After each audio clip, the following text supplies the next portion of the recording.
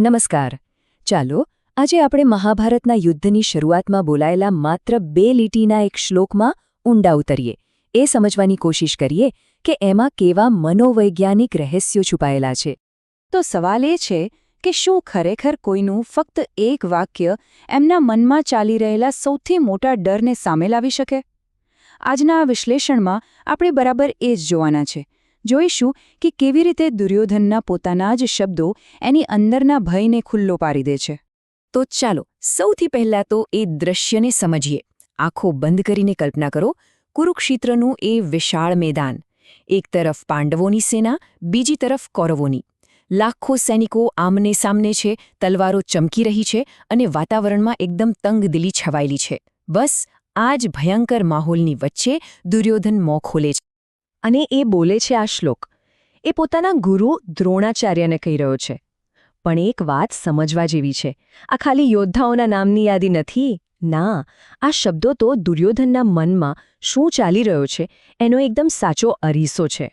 તો ઊંડા વિશ્લેષણમાં ઉતરતા પહેલા ચાલો આનો સીધો સાદો અર્થ સમજી લઈએ. દુર્યોધન શું કરી રહ્યો છે? એ પાંડવોની સેનામાં જે તાકાતવર યોદ્ધાઓ છે ને એમની ગણતરી કરી રહ્યો છે. અને જુઓ, એ મહારથી શબ્દ વાપરે છે. મહારથી એટલે કોઈ સામાન્ય યોદ્ધા નહીં, પણ એવો શૂરવીર જે એકલો જ હજારો સૈનિકો પર ભારે પડી શકે. હવે પેલી નજરે તો એવું લાગે કે દુર્યોધન કદાચ પોતાની તાકાત બતાવી રહ્યો છે.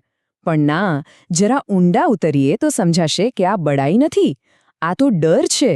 એ સામેવાળી સેનાની તાકાત માપી રહ્યો છે અને એ જે જોઈ રહ્યો છે ને એનાથી એ અંદરને અંદરથી ધ્રુજી રહ્યો છે. અને એના ડરનો સૌથી મોટો પુરાવો ક્યાં છે? આ શબ્દોમાં. ભીમાર્જુન સમા યુધિ. અને બરાબર સમજો, એનો અર્થ છે યુદ્ધમાં ભીમ અને અર્જુન જેવા જ. દુર્યોધન ખુદ પોતાના મોઢે કબૂલ કરી રહ્યો છે કે ભાઈ, પાંડવોની ટીમમાં ખાલી 2 જ હીરો ભીમ અને અર્જુન નથી, એમના જેવા જ બીજા કેટલાય છે. અને બસ આ જ વાત એની ઊંઘ હરામ કરી રહી. આને સમજવા માટે ચાલો એક ક્રિકેટનું ઉદાહરણ લઈએ. વિચારો કે કોઈ ટીમમાં 2 જ જબરદસ્ત સ્ટાર પ્લેયર હોય, તો સામેવાળી ટીમને શું લાગે કે ભાઈ આ 2ને આઉટ કરી દઈશું એટલે મેચ આપણી. પણ જો સામે એવી ટીમ હોય જેમાં દરેક ખેલાડી, હા દરેક ખેલાડી પેલા સ્ટાર પ્લેયર જેવો જ ખતરનાક હોય, તો બસ આ જ ડર દુર્યોધનને ખાઈ રહ્યો છે. એને ખબર છે કે એ 1-2 નહીં પણ આખી સ્ટાર ટીમ સામે લડી રહ્યો છે.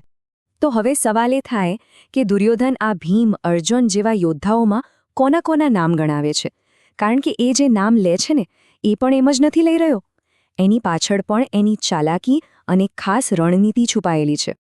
જો એ મુખ્યત્વે 3 નામ લે છે. પહેલું નામ છે યુયુધાન, જેમને આપણે સાત્યકી તરીકે પણ ઓળખીએ છીએ. બીજું નામ છે રાજા વિરાટ, એ જ રાજા જેમના ત્યાં પાંડવોએ છુપાઈને પોતાનો અજ્ઞાતવાસ વિતાવ્યો હતો. અને ત્રીજું અને સૌથી મહત્વનું નામ છે દ્રુપદ, એટલે કે દ્રૌપદીના પિતા. અને હા, આ ત્રણેય નામ પાછળ એક ખાસ મકસદ. અને હવે આવે છે દુર્યોધનની અસલી રાજનીતિ. એણે બીજા બધા નામોની સાથે ખાસ કરીને દ્રુપદનું નામ કેમ લીધું? કારણ કે એ સીધું પોતાના ગુરુ દ્રોણાચાર્યને ટાર્ગેટ કરી રહ્યો છે. એ એમને એમની જૂની દુશ્મની, એમનું જૂનું અપમાન યાદ અપાવી રહ્યો છે. આ એક સાયકોલોજીકલ ગેમ છે, જેથી દ્રોણાચાર્ય ગુસ્સામાં આવીને પૂરા જોશથી લડે. તો આ એક શ્લોક, આટલું વિશ્લેષણ, આ બધામાંથી આપણને શું શીખવા મળે છે? આખી વાતનો સાર શું છે? મૂળ સંદેશ એકદમ સ્પષ્ટ છે. જ્યારે કોઈ વ્યક્તિનો અહંકાર, પછી ભલેને ગમે તેટલો મોટો કેમ ન હોય, જ્યારે એ સત્ય અને ધર્મની તાકાત સામે આવીને ઊભો રહે છે ને, ત્યારે એ અંદરથી ડરવા લાગે છે. દુર્યોધનનો આખો દેખાડો, એનો આત્મવિશ્વાસ, એ બધું એના ડર પરનું એક પડળ માત્ર હતું. એના શબ્દો જ આ વાતનો સૌથી મોટો પુરાવો છે. અને આ હજારો વર્ષ જૂની વાત આજે પણ આપણને એક સવાલ પૂછે છે. આપણા પોતાના જીવનમાં એવા કયા પ્રસંગો આવે છે જ્યારે આપણો અહંકાર, આપણી જીદ સત્યનો સામનો કરતા ડરી જાય છે? ખરેખર આ એક વિચારવા જેવો પ્રશ્ન છે, ખરું ને?